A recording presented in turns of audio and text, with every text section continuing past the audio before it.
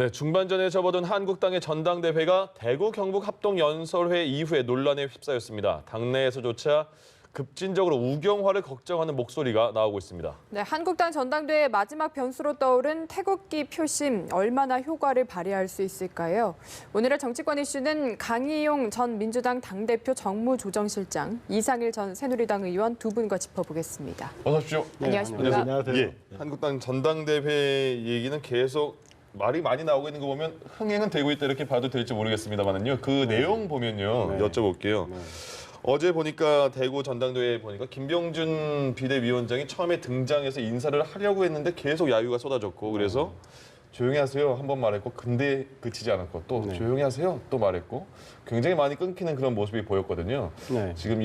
지금 말씀드린 것처럼 전당대회가 굉장히 우경화되는 거 아니냐 그런 그 걱정도 있는 것 같은데 어떻게 보셨습니까? 그냥 우경화가 아니라 예. 아주 비이성적이고 비상식적인 우경화니까 문제가 되는 거죠. 그러니까 오히려 보수의 가치를 스스로 훼손하고 있다 저는 이렇게 생각을 하는데 예. 흥행이 되는 차원에서 찬물을 끼얹고 있는 거죠. 오히려 이제는 국민들이 굉장히 눈살 찌푸리고 있어요. 그러니까 전당대회에서 그걸 통해서 한국당이 거듭난 거를 사실은 후보자들이나 당원들이 보여줘야 되는데 예. 지금 한 후보자죠 사실은. 그 다음에 이제 또 청년 최고위원 나온 그분들 네. 이렇게 해서 한국당이 아주 이상한 모양새로 흘러가면서 스스로 당의 졸리기만을 허물고 있는 거죠. 예. 굉장히 좀 저는 뭐 무소속이지만 안타깝다고 생각을 하고 열심히 하는 다른 후보들한테도 결국은 피해를 주고 있다. 그러니까 당의 비대위원장이 지난해 7월부터 비대위를 구성을 해서 나름대로 뭐 혼신의 힘을 다해서 여기까지 왔는데 그 모든 비대위의 노력을 물거품으로 지금 만들고 있는 거예요. 일부 예. 김진태 후보 지지자들이 아주 너무 극성이잖아요. 예. 그런데 생각이 다르다 하더라도 다른 쪽 이야기도 듣고 뭐 본인이 속으로 판단을 하면 되는 건데 욕설하고 야유하고 해서 스스로 난장판을 만들고 있기 때문에 국민들이 어떻게 박수를 보낼 수 있겠습니까? 예. 정말 한심한 노릇이다 이런 생각입니다. 지금 태극기 세력이라고 불리는 그 지지자들이 전당대회를 좌지우지하고 있다 이런 평가도 나오더라고요. 그러니까 우리 이제 의원님께서 말씀하셨지만 이게 소위 보수 정당의 위기가 그 정당 밖에 있던 제도권 밖에 있던 소위 극우 세력들에겐 기회가 되고 있는 거 아니냐. 이게 예. 사실 이미 유럽에서는 나타났던 극우 정당의 제도권화 이 현상과 같은 거라고 볼 수 있거든요. 그러니까 2014년도에 프랑스의 국민전선이 제1당이 되고 예. 그다음에 영국에서 영국 독립당이 제1당이 됩니다. 즉 영국에도 전통적으로 중도 보수와 중도 진보 그러니까 당이 있었지만 이 틈을 비집고 소위 구구정당이 등장을 합니다. 공통적으로 이 구구정당의 특징들은 뭐냐면 반이슬람, 그다음에 나치즘, 예. 그다음에 인종주의를 근간으로 하고 있거든요. 그러니까 이런 과정들 속에서 상당히 보호주의적인 성격을 띠면서 과거에는 감히 하지 못했던 발언들을 쏟아내기 시작합니다. 예. 지금 그러니까 5.18에 대한 망언도 과거에 나치들의 만행을 다시 회상하고 그거를 찬동하는 행위랑 크게 다르지 않거든요. 네. 그러니까 이런 것들이 실제로 우리나라에서 벌어지고 있다. 이게 사실 2009년도부터 벌어진 일입니다. 그 유럽에서는요. 예. 그래서 최근에 그러니까 이 보수 정당의 위기가 왜 왔냐고 보수 정당이라고 할 수 있는 자유한국당의 리더십의 붕괴가 왔기 때문에 그런 겁니다. 즉 예. 뭐냐면 2007년도에 대통령이 탄핵되고 대통령 선거에서 완패를 하고 지방선거에서 완패하고 이 과정에서 통렬한 반성이 있었느냐, 통렬한 참여가 있었느냐. 즉 과거 집권 10년에 대한 반성도 없이 그냥 바로 반정부 투쟁으로 돌아섰단 말이죠. 예, 예. 그 과정에서 보수의 리더십, 보수의 정체성, 보수의 비전을 세울 여력도 없이 그럴 기회도 없이 그냥 이 밖에 있었던 즉 탄핵 국면에서 이 광화문 광장을 지켰던 그 세력들이 정당 안으로 들어오기 시작한 겁니다. 즉 예. 밖에는 대한애국당이 일하고 있지만 역시 말 그대로 보수 정당이라고 모태라고 할 수 있는 자유한국당의 이 세력들이 본격적으로 들어오면서 이번 전당대회가 그 전장터가 된 거예요. 알겠습니다. 네. 예. 그러면 궁금해지는 게 사실 유럽의 극우 세력들은 실제로 어느 정도 국민들의 지지를 받기도 했잖아요. 그렇다면 소위 말하는 이 태극기 부대는 실제로는 목소리만 큰 거냐, 어느 정도 세가 되느냐, 어떻게 보십니까? 지금 이번에 그 5.18과 관련한 한국당의 새 의원에 대한 국민 여론 매우 싸늘하죠. 예. 각종 여론조사에서 다 확인되고 있습니다. 그럼에도 불구하고 그 당사자인 한 사람이 지금 전당대회에 나와서 이런 이야기를 합니다. 나는 당을 그동안 지켰다. 근데 제가 보면요, 지금 계속 그런 분들의 그 5.18 관련 발언, 그다음 또 그분을 지지하는 소위 태극기를 든 분들의 어떤 이 아주 극단적인 모습의 표출, 예. 이런 거로 인해서 또 당의 지지율이 떨어지고 있어요. 지금 김진태 의원을 네, 지목하는 그렇습니다. 게 좀 지적하고 싶습니다. 아닙니다. 예. 뭐 부담은 없습니다. 예. 그런데 그분이 당을 지켜왔다고 그러지만 지금 당을 망가뜨리고 있는 겁니다. 그런데 지금 전당대 합동연설회장에 가면 예. 그 김 의원을 지지하는 태극기 부대들이 뭐 상당히 열성적이죠. 그러니까 네. 그분들이 자리를 대거 차지하고 계속 다른 후보들이 어떤 연설할 때 야유를 하고 역설을 하고 굉장하던데요. 굉장히 그러니까 예. 전당대회 분위기가 이상하게 흘러가고 있는 건 누가 봐도 명백하고 당내에서 굉장히 우려를 하고 있잖아요. 예. 네. 근데 이게 그러면 과연 얼만큼의 대표성이 있느냐? 뭐 많은 언론들이 분석은 합니다. 뭐 정확히 분석할 수는 없죠. 네. 뭐 얼마나 많은 분들이 입당했는지 몰라도 그러나 지금 꼬리가 몸통을 흔드는 격이다 이런 지적이 많이 나오고 있어요. 그게 맞다고 봐요. 그러니까 그분들의 어떤 극성스러운 모습이 그러면 한국당을 사랑하는 소위 당원들과 또 한국당을 지지하는 일반 국민의 뜻이냐? 저는 그건 단호히 아니라고 봐요. 그런데 아주 극성스러운 행동 때문에 그게 두드러지니까 언론을 통해서 자꾸 또 노출이 되고 예. 이러다 보니까 그거에 편승한 후보는 또 소위 말해서 의기양양한 모습. 이제 이래서 상당히 저쪽에 파괴력이 있는 거 아니냐 이런 생각을 할 수는 있지만 네. 저는 과잉 대표가 되고 있다. 그러니까 대표성이 아주 과장되게 표출되고 있다. 예. 그래서 꼬리가 몸통을 흔드는 경이다 이런 지적하고 싶습니다.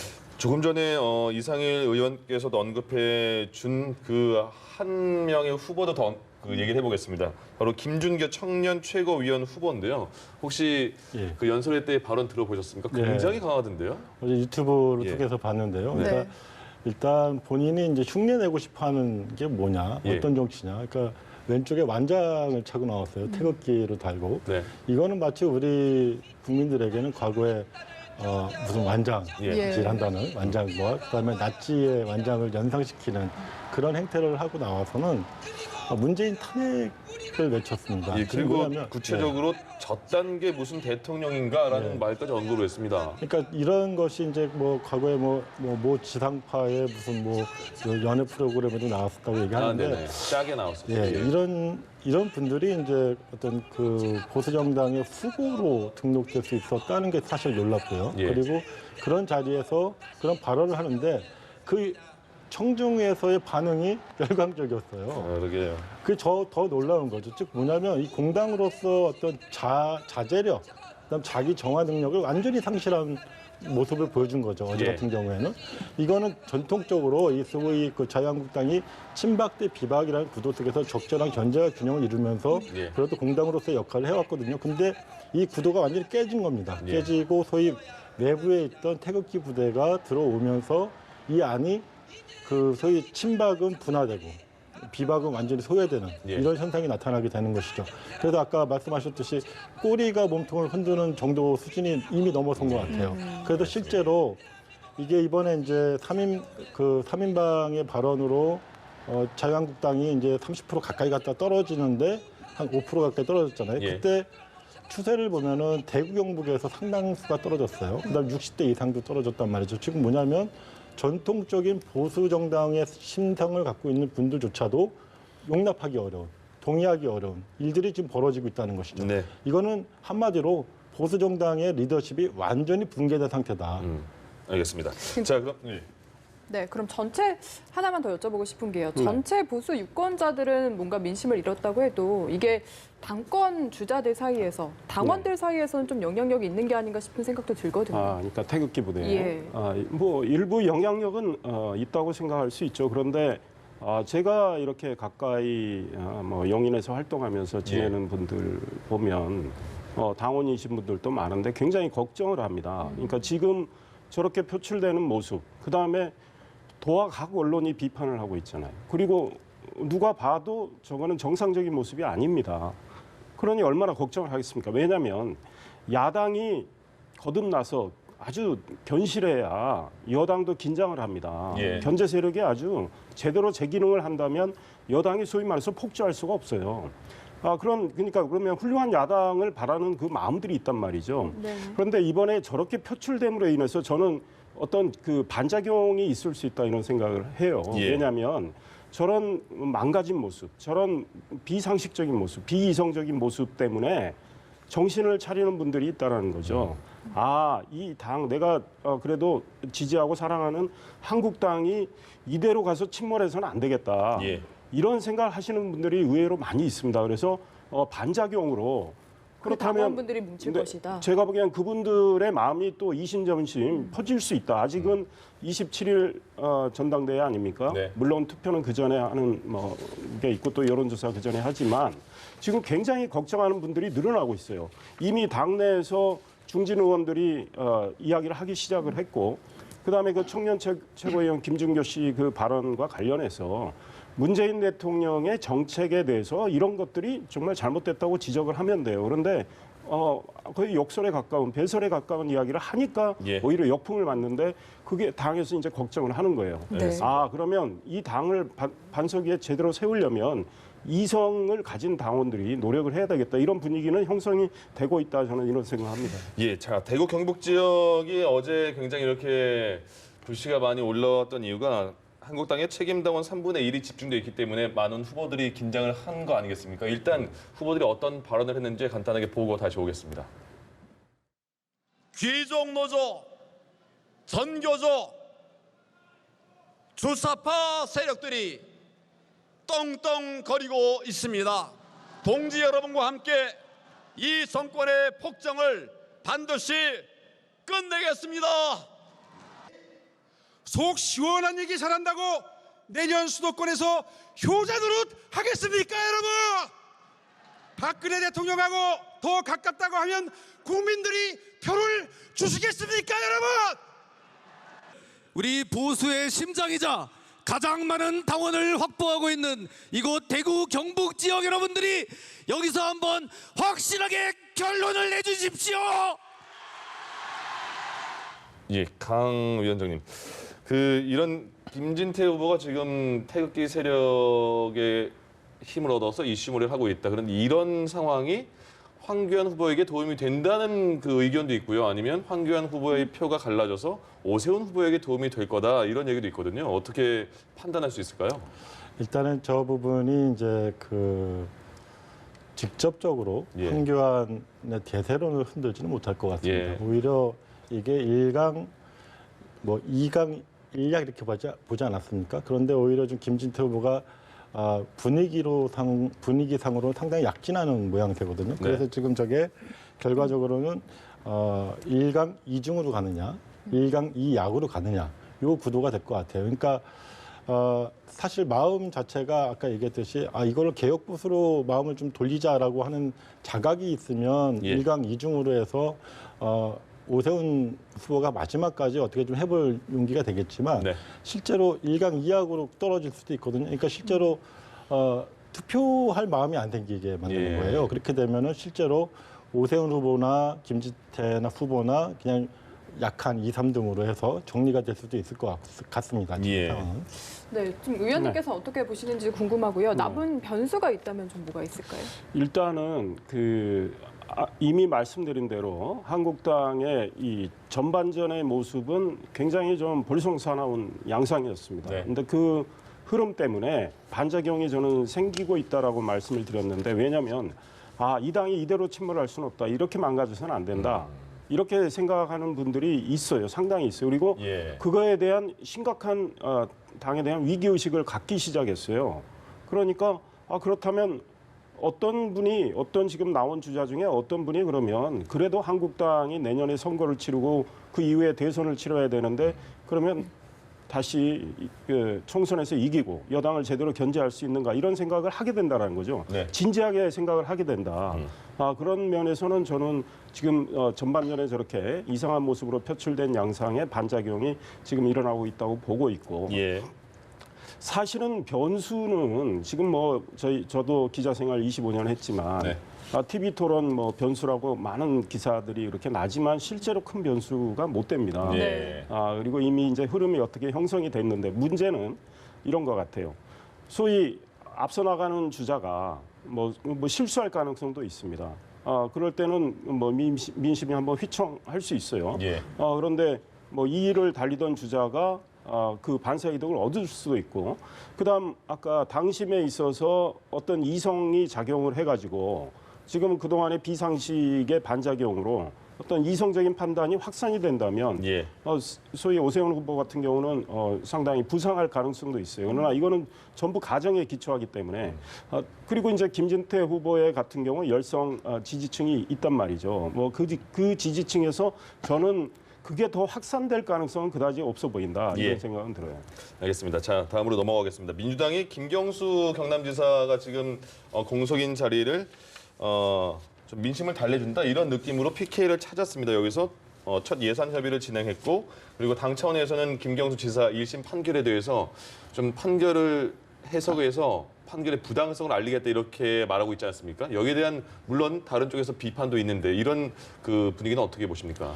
일단 오늘 뭐 드루킹 판결문에 대한 설명회를 했습니다. 예. 했는데 이제 당의 어떤 적폐청산위원회 분들은 이제 배석만 하고 외부 전문가들께서 이제 나와서 말씀을 주로 하셨어요. 예. 하시는 과정에서 이제 나오는 거는 첫 번째는 그 도주 우려나 증거인멸의 우려가 없다는 점을 들었고, 그 다음에 두 번째는 도지사, 현직 도지사로서의 연속성이라는 부분이 있었고, 예. 그 다음에 지금 1심이란 말이죠. 1심이기 때문에 이 상급심에서 다른 판단을 할 여지가 있다는 점, 이 세 가지를 들어서 현재 이 법정 구속은 상당히 부당하다라는 점이 이제 지목이 됐고요. 예. 그 다음에 또 한 가지는 이 판결문 자체에 있어서도 그 킹크랩이라고 하는 프로그램을 썼다. 그리고 용인했다 이거잖아요. 예. 근데 실제로 드루킹 일당들이 그 킹크랩을 썼느냐? 위원님, 저희가 지금 예. 시간이 좀 촉박해서 내용에 대한 분석은 좀 나중에 해야 될 것 같고요. 네네. 지금 이런 그 여당이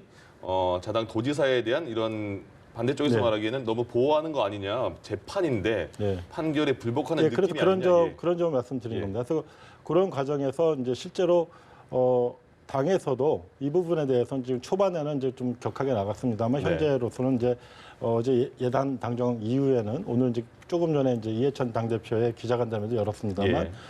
법정 구속이라는 상황을 좀 면해서 그 과정을 가기 위해서 이제 보석 신청을 하고 그다음에 좀 자유롭게 재판에 대한 방어권을 행사할 수 있을 정도로 가야 된다. 그리고 이 과정이 실제로 향후에 이제 긴 재판이 남아 있기 때문에 네. 불구속 재판으로 갈 수 있도록 여지를 둬야 된다라고 하는 점을 이제 강조하고 있는 것입니다. 예. 오늘 판결문 분석도 그렇고요. 사실 어제 예산협의에서도 이해찬 대표가 대놓고 좀 김경수 지사 구하기라는 점을 숨기질 않았거든요. 그렇습니다. 그건 저는 사실은 매우 부적절하다고 생각합니다. 여당이 어찌됐든 권력을 잡고 있는 소위 말해서 정당입니다. 굉장히 힘이 있습니다. 예. 사법부에서 지금 이제는 고법에서 재판을 이제 하기 시작하는 거 아니겠습니까? 이미 고법의 이제 부장판사도 할당이 됐고 네. 이분에 대한 여러 가지 또 지금 뭐 당의 여당에서의 문제 제기 이런 거는 지금 사법부를 흔드는 상황이죠. 그러니까 우리나라 민주주의와 법치주의 근간이에요. 예. 사법부가. 그러니까 민주당이 개인 차원에서 뭐 의원들이 지난번 1심 재판에 대해서 나는 이해 못하겠다 이렇게 할 수는 있어요. 근데 당 차원에서 집단적으로 지금 경남 창원에 가서 이야기를 하고 오늘 또 중앙당에서 이야기를 하고 그다음에 소위 이번 재보궐선거 4월에 있죠. 네. 그다음 내년 총선 앞두고 사실은 지금 총력전을 전개하는 듯한 양상. 그러니까 모든 예산을 지금 투입하는 그런 모양새. 예. 경남의 여러 가지 현안에 대해서 상당히 국민 세금을 그냥 사실 많이 퍼붓겠다라는 이런 거를 지금 계속 보여주고 있단 말이죠. 아, 이거는 여당이 좀 정정당당하지 못하다. 그다음에 여당이 우리 법치주의를 여당이 존중을 해야 우리 국민들한테도 이야기할 수 있는 거 아니겠습니까? 네. 그렇게 지금 여당이 하는 모습 보면 과거에 박근혜 전 대통령 탄핵이 뭐가 잘못됐느냐 이렇게 주장하는 사람들하고 별 차이가 없어 보여요. 네. 그런데 이제 네. 짧게, 짧게 해야 부탁드립니다. 되겠는데요. 예산 정책협의회는 이제 시작인 거고요. 네. 그 특히 뭐 경남만 한다 이런 건 아니고 이제 전국을 17개 시도를 다 하게 되어 있습니다. 그 과정의 시발점은 이제 다만 현직 도지사가 민주당 소속인데 법적 구속되어 있기 때문에 도민들의 마음을 위로할 필요가 있었던 것이고요. 그다음에 법치주의라고 얘기하셨는데 이 삼권 분립이라고 하는 그 법치주의를 우리가 믿고 기다렸지만 사실 사법부가 그동안 보여줬던 모습은 그러지 못하였고 그래서 이거는 적정하게 견제와 균형의 원리에 의해서 이루어져야 됩니다. 그래서 예. 적정한 견제를 위해서라도 이런 부분에 대해서는 되짚어볼 것은 되짚어봐야 된다 이렇게 봅니다. 네. 제가 한 말씀 더 드리면 예. 그 소위 사법부에 대한 견제와 균형은 여당이 할 일이 아닙니다. 그건 입법부 차원에서 네. 여러 가지 입법부를 통해서 하는 거고요. 사법부가 여당이 권력을 갖고 있는데 여당의 어떤 당파성을 내세우면서 사법부를 지금 흔들고 있는 모습이에요. 네. 이거는 법치주의 흔드는 거죠. 아니, 네. 여당의 예. 권력은 사법부에 미치지가 않죠. 네. 그래서 그 부분이기 때문에 개개 국회의원들의 헌법기관으로서 입법부의 한 구성원으로서 그 역할을 하는 겁니다. 네, 알겠습니다. 남은 여당이 예, 예. 여론 압박을 통해서 지금 사법부에 대해서 계속 압박을 가고 있는 겁니다. 예, 남은 말씀은 이제 네. 나가시면서 이렇게 하셔도 될 것 같습니다. 여기까지 드려야겠는데요. 예, 강희영 전 민주당 당대표 정무조정실장, 이상희 전 새누리당 의원 두 분과 함께했습니다. 고맙습니다. 네, 예. 감사합니다. 네, 감사합니다.